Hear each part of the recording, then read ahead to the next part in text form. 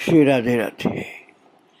भक्तों, संत लोग भगवान की भक्ति में तो लगे ही रहते हैं क्योंकि उनका जीवन ही वही होता है। लेकिन एक उनकी सहज प्रकृति होती है कि कोई दुखी हो, कोई गरीब हो, परेशान हो तो उसकी सहायता करना है और उसके कष्ट को दूर करना है, उसको प्रभु की ओर लगाना है, उसके जीवन को सुख समृद्धि युक्त बनाना है। ये स्वभाव बाबा का भी था, अर्थात संत दास काठिया बाबा का भी था।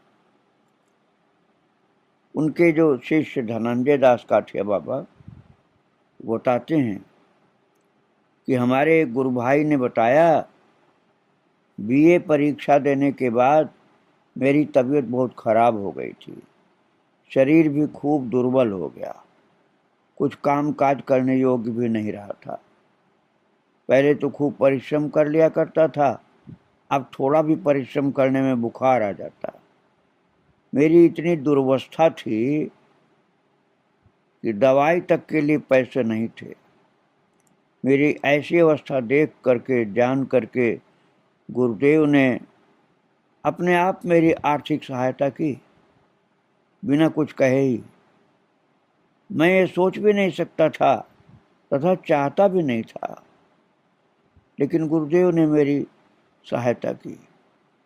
प्रचलित धारणा के अनुसार गुरु को कुछ देना चाहिए, ये मैं जानता था, लेकिन उनको कुछ देने की तो मेरी सामर्थ्य ही नहीं थी और इसके लिए मैं लज्जित भी था। और वही मुझे सहायता करेंगे, ये तो मैं कल्पना भी नहीं कर सकता था। श्री गुरु ही पिता, माता, भ्राता, बंधु हैं तथा जीवन का समस्त भार ही उन्होंने ग्रहण किया। तब ये मैं जानता ही नहीं था। खैर, जो हो, वो रुपया पैसा जल्दी ही समाप्त हो गया। कुछ तो मुझसे बहुत बुरी अवस्था थी, इसलिए खत्म हो गया। इसके बाद फिर खाली होकर बैठ गया। बहुत ही कष्टपूर्ण अवस्था थी। इस समय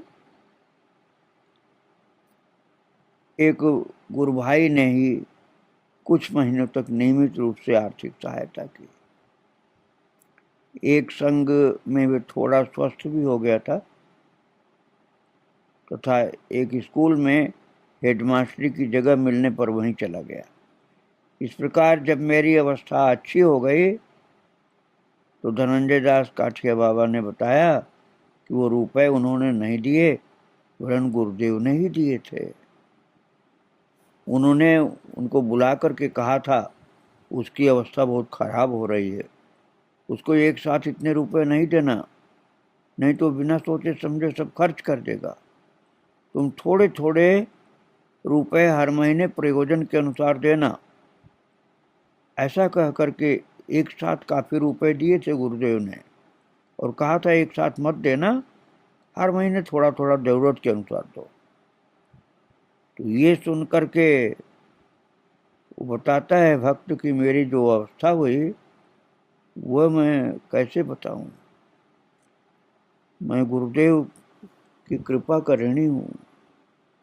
आज भी उस दिन की बात याद करके आंसू मेरे रुकते नहीं हैं।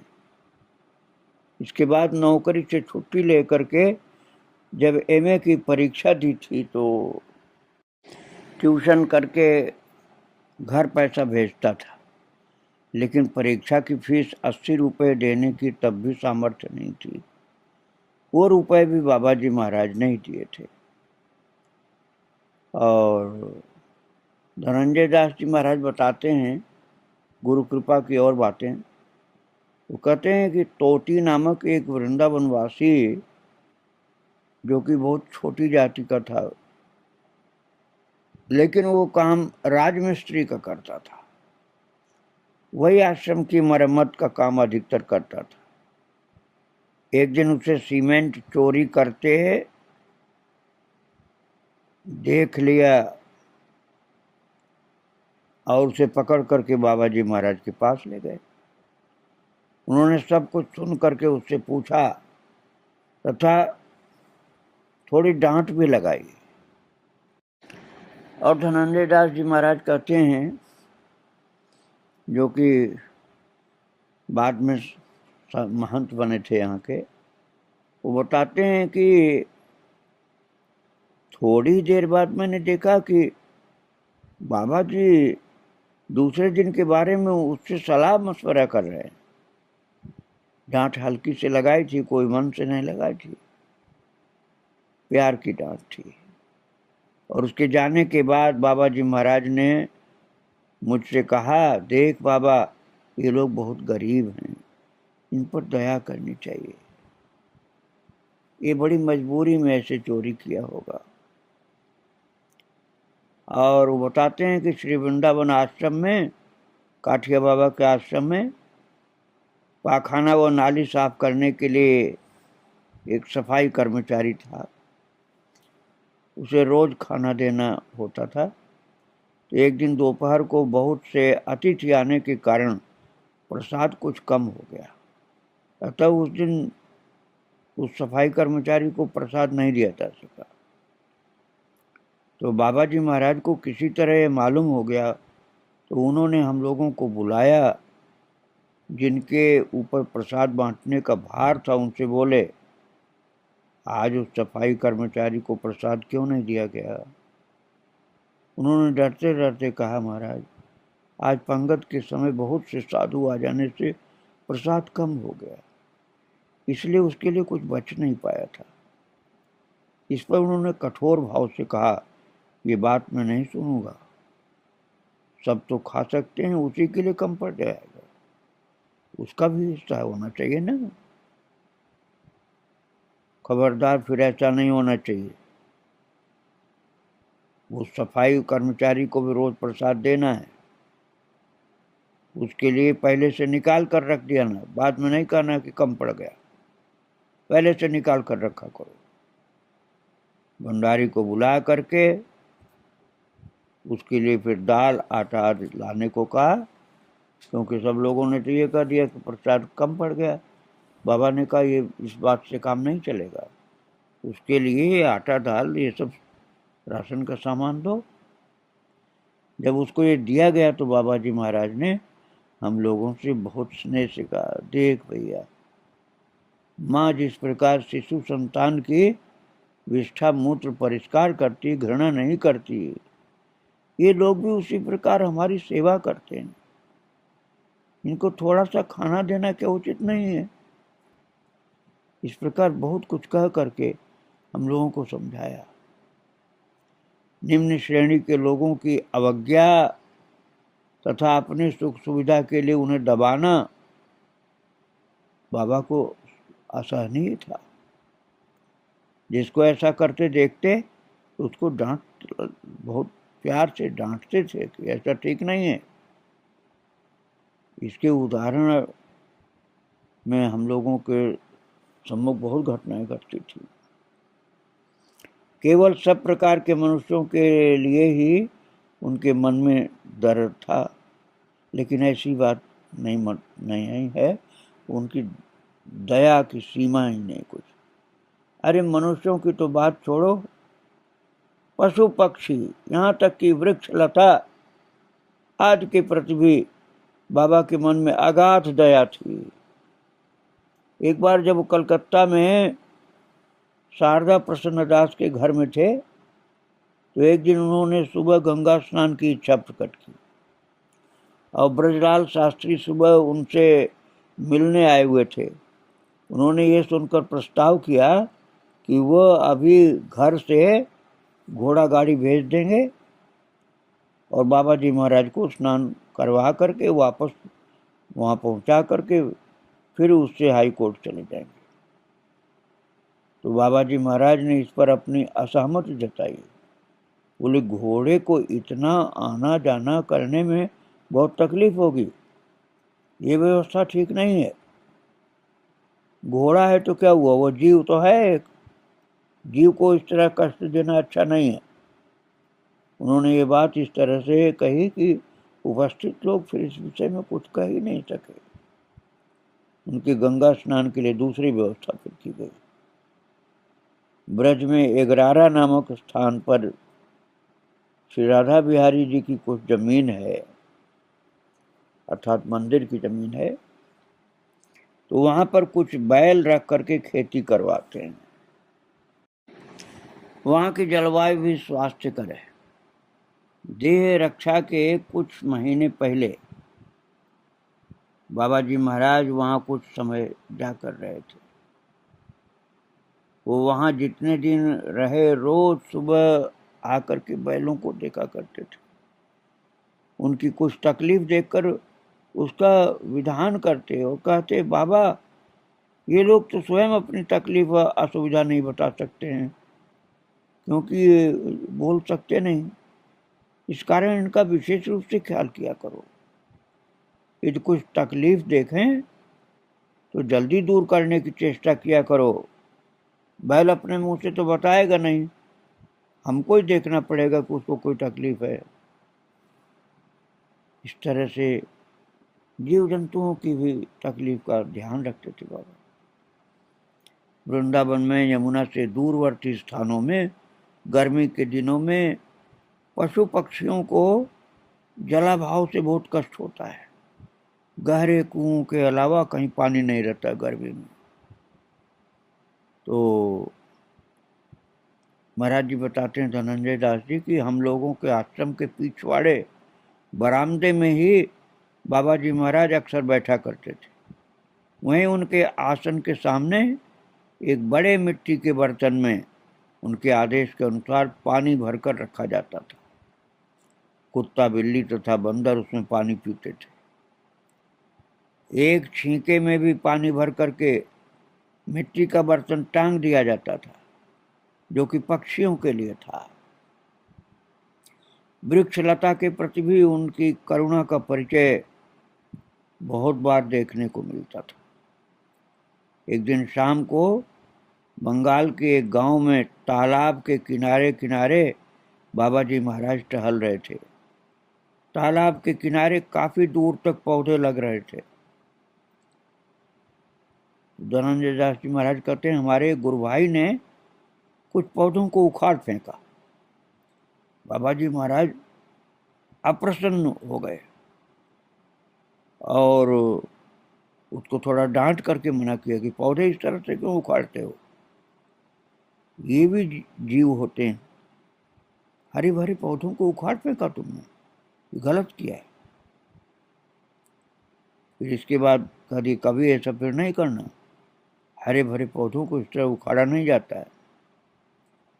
उन्होंने इस विषय में बताया कि ये चल फिर नहीं सकते हैं पौधे, तो क्या तुम इनको इस तरह से तकलीफ देते रहोगे। और पहले तो जिनको बाबा ने कहा था चल फिर नहीं सकते, इनको तकलीफ क्यों दोगे, पहले तो समझ नहीं पाया कि क्या करें महाराज जी। फिर जब समझ में आया तो माफ़ी मांगा, महाराज मुझसे गलती हो गई। उनकी कृपा से ही समझ में आया कि महाराज जी का भाव कि पेड़ पौधों के लिए भी ऐसा रहता है जैसे अपने लिए रहता है। दयालुता बस उन्हें पसंद ही नहीं था कि पौधा उखाड़ा जाए। ये सामान्य घटना भी वास्तव में संतों के लिए स्मरणीय बन गई कि कभी भी ऐसा नहीं होना चाहिए। जो महाराज जी के बाद महंत बने थे धनंजय दास काठिया बाबा, महाराज जी के शिष्य, वो बताते हैं कि शिवपुर आश्रम में बाबा जी महाराज के कमरे से कुछ दूर पर एक इमली का पेड़ है। हम लोगों के देश के प्रचलित संस्कार के अनुसार इमली के पेड़ की हवा अच्छी नहीं मानी जाती है, तो इस पेड़ के कटवाने के लिए हम लोगों ने बहुत आग्रह किया, किंतु बाबा जी महाराज ने अपनी असहमति देते हुए कहा, देखो बाबा, ये तो तुम्हारा कुछ अनिष्ट कर नहीं रहा पेड़, जमीन भी बहुत घेर नहीं रखा है, एक तरफ चुपचाप खड़ा है, तुम इस पेड़ को क्यों मारोगे, ऐसा नहीं करना चाहिए तुमको। इस तरह से काठिया बाबा संत दास जी महाराज बिल्कुल अपने शरीर जैसा इन पौधों को, वृक्षों को देखते थे। किसी वृक्ष को कोई खराब बताता था, वो कहते थे नहीं, खराब क्या हुआ, उसको भगवान ने वही शरीर दिया है, उसके ऊपर दया करनी चाहिए। ऐसा बाबा का दृष्टिकोण था। दया वाला भाव सब में देख रखते थे। जीवे दया के मूर्तिमान स्वरूप थे। भक्तों, ये तो आप सुन रहे थे महाराज संत दास बाबा की दयालुता वाली बातें, किस प्रकार से छोटे बड़े सभी जीवों के प्रति दयालु थे। इसी तरह से महाराज जी के अंदर क्षमा का गुण भी बहुत ज्यादा था। उनकी क्षमा के बारे में सुन करके, सोच करके विस्मित होना पड़ता है। सन 1928 ईस्वी के प्रथम भाग में जब बाबा जी महाराज श्री हट्ट के अंतर्गत अनेक स्थानों में भ्रमण कर रहे थे, उस समय उनके साथ हमारे साधु गुरु भाई श्री रामकृष्ण दास जी तथा दूसरे संप्रदाय के एक अल्प वयस्क साधु थे। और ये साधु लोभवश बाबा जी महाराज की प्रणामी में से कुछ रुपए ले लेते थे। एक दिन एकादशी के उपलक्ष्य में बाबा जी महाराज के फलाहार की जो वस्तुएं रखी थी, उनमें से चुपचाप खा करके जब वो कुछ फेंकने जा रहे थे तो पकड़े गए कि महाराज जी को जो चढ़ाया गया उसी में से ले लेके ये कभी पैसा ले लेते हैं, कभी कुछ खाने लग जाते हैं। तो इस संबंध में जब बाबा जी महाराज को बताया गया, वो नाराज हुए और आखिर में जब साधु कातरता से क्षमा प्रार्थना करने लगा, तब बाबा जी महाराज ने कहा, लिख दे कि कभी कुछ अपराध हो करेंगे तो हमको निकाल दीजिएगा। ऐसे नहीं करना चाहिए जिस तरह से चुपचाप तू पैसे उठा लेता है या खाने की चीज उठा के खाने लग जाता है। इससे गलत शिक्षा मिलती है लोगों को, शिष्यों को, सेवकों को। मर्यादा जो होनी चाहिए उसके विपरीत तुम इनको प्रेरणा और शिक्षा देते हो, और गलती खुद करते हो, दूसरों को भी वही सिखाते हो। ये ठीक नहीं है। फिर उसने एक कागज पर लिख करके बाबा को दिया, हाँ महाराज जी अब ये गलती हम नहीं करेंगे। बाबा बोले कि कोई बात नहीं, माफ कर दिया तुमको। और ये बोल करके महाराज जी तो आराम करने चले गए। और उसके बाद थोड़ी देर बाद जब लौटे तो रामकृष्ण दास उनके हाथ पैर दबा रहे थे। तो उन्होंने बाबा जी महाराज से कहा, बाबा इसको आप खर्चा देकर वृंदावन भेज दें। यदि ये फिर चोरी करता हुआ पकड़ा गया तो हमारी भी बदनामी होगी। तो बाबा जी महाराज ने अपने मधुर वाणी में जवाब दिया, बाबा फिर तो उसके लिए कुछ आशा ही नहीं रहेगी। अरे ये भी रह रहा है तो क्या बुरा हो रहा है। अच्छा तो यही रहेगा कि वो तुम लोगों के साथ रहे। सत्संग से उसके स्वभाव में संशोधन हो सकता है, उसको क्यों निकालते हो अपने पास से। ये बात उन्होंने इतने आर्द्र स्वर से कही थी कि रामकृष्ण दास जी फिर आपत्ति नहीं कर सके। अर्थात चोरी करने वालों को भी बाबा ने भगाया नहीं, केवल इतना समझाया कि आगे नहीं करना चोरी। और महाराज जी कहते हैं धनंजय दास जी कि जिसको हम लोग अन्याय व अपकर्म समझते थे, ऐसे गर्हित कर्म यदि उन्हें बता करके क्षमा मांगी जाती तो क्षमा कर देते थे, चाहे कितना ही गलत काम। किसी घटना को उपलक्ष्य करके बाबा जी महाराज ने अपने शिष्यों से कहा था, तुम यदि दोष ही देखना चाहो तो मुझ में भी सैकड़ों दोष हैं, कहाँ तक दोष देखोगे किसका? इस तरह से महाराज जी ने अपने को दोषी बता दिया। बाबा में दोष नहीं था, लेकिन उन्होंने कहा कि दोष तुम ढूंढते रहते हो, अच्छा नहीं है। मैं क्या अपने को निर्दोष बता सकता हूँ? फिर एक दिन अपने गुरुदेव की किसी बात का वर्णन करते हुए कुछ उपदेश दे रहे थे, और हम लोगों के गुरु भाई किन्हीं कारणोंवश बहुत लोगों के अप्रिय हो गए थे। तो उसके अनेक दोष बताते हुए बहुतों ने बाबा जी महाराज से उसे कुछ दंड देने का अनुरोध किया। तो सब कुछ उन्होंने बहुत शांतिपूर्वक सुना संत दास जी महाराज ने। फिर कहा, देख अब तो उसे शिष्य बना लिए हैं, अब तो उसे कैसे छोड़ूं? तुम लोग उसे छोड़ सकते हो, किंतु मैं तो नहीं छोड़ सकता, मैं ये काम नहीं कर सकता हूँ। मेरे बाबा भी कहते थे, एक गुण रहने से तो दो साथ साथ सदा ही लगे रहते हैं। तो अपने गुरुदेव की बात याद करते थे कि गुरुदेव इस प्रकार से किसी को छोड़ते नहीं थे जैसे तुम लोग कह रहे हो छोड़ने को। कहते थे, देख बाबा, सत्व रज और तमोगुण सभी में हमेशा होता है। इसमें सत्व गुण के कार्य को गुण तथा रज और तमोगुण को दोष कहते हैं।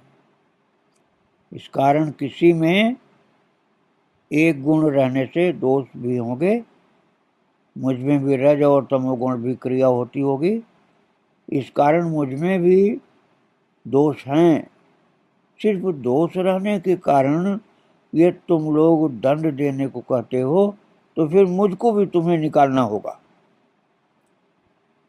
संत दास जी महाराज ने कहा अपने शिष्यों को कि दोष देख करके निकालते हो आश्रम से, तो मुझको भी तुम्हें निकालना, अर्थात मुझको निकालो, क्योंकि मेरे अंदर भी दोष होंगे। ये सुन करके सब लोग शांत हो गए कि अभी फिर क्या हम लोग बोलें। अर्थात बाबा दोषी को भी नहीं निकालते थे, अपने संगति से दूर नहीं करते थे, ना आश्रम से भगाते थे। और ऐसी घटनाएं कई होती थी भक्तों। श्री धनंजय दास काठिया बाबा कहते थे कि पतित पावन दास जी नाम के एक वृद्ध साधु गुरु भाई हैं। वो बताते हैं कि मैंने तो बाबा जी महाराज को अर्थात संत दास जी महाराज जी को हमेशा साक्षात महादेव के रूप में देखा है। कोई यदि अपराध करता तो एकदम उस समय थोड़ा सा नाराज होते जाते, किंतु कोई कितना भी बड़ा अपराध करके उनके पास जा करके अपना अपराध स्वीकार कर ले, क्षमा मांगे, तो उसका अपराध झट से क्षमा कर देते थे। क्षणिक नाराजगी दिखलाई पड़ती थी अपराधी के लिए, उसके बाद फिर उसको क्षमा कर देते थे। और एक दिन हम लोगों के एक गुरु भाई अपने अतीत के कुकृत्यों के निष्कपट इतिहास बाबा जी महाराज को बता करके अनुतप्त हो रहे थे कि हमारे जीवन में ऐसी ऐसी गलतियां हुई महाराज जी। कुछ कार्य तो बहुत ही गुरुतर थे, अतः पाप बहुत ही बड़े बड़े पाप भी थे, वो भी बताया उन्होंने, अपने मुंह से अपने पाप बताया। सब कुछ सुन करके उन्होंने कहा, बाबा तुम्हारे अपराध बहुत ही गुरुतर हैं, इसमें कोई संदेह नहीं, लेकिन अब तुमने अनुतप्त होकर के सब कुछ निष्कपट भाव से गुरु को बता दिया, तो अब अभय हो जाओ। श्री भगवान ने तुम्हारे सब अपराध क्षमा कर दिए। इस प्रकार से महाराज जी इतने क्षमाशील थे कि अपने व्यवहार के द्वारा सबके दुख को दूर कर देते थे, सबको क्षमा कर देते थे। सहज स्वभाव था उनका, जीवों के प्रति दया, सहज क्षमाशील, क्षणिक नाराजगी भले हो लेकिन बड़ी से बड़ी गलती वाले को भी माफ कर देते थे थोड़ी देर में। महाराज जी के अनंत गुण हैं, अनंत चरित्र हैं, उन सबको तो पूरा कौन सुना सकता है, लेकिन आगे का चरित्र मैं और सुनाऊंगा आपको। आज महाराज जी को प्रणाम करके ही विराम दे रहा हूँ। श्री राधे राधे, जय श्री राधे।